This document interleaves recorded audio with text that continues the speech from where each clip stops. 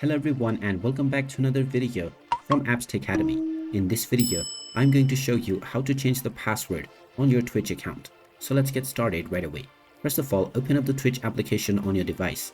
And if you haven't logged into your account already, proceed forward with your email address and your password, and you will be logged in and taken into the homepage, from which you can start watching various different live streams. Now, if you wish to change the password within your account, just tap on the profile option at the bottom right corner and then tap on account settings.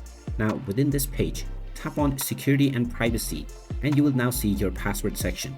Go ahead and tap on it and you will first need to enter your current password to verify your identity.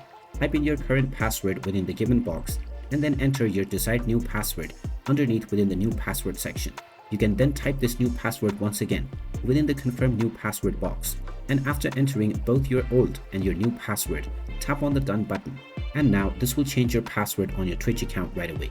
In case you have forgotten your password, you can tap on the forgot your password option to reset using your email address.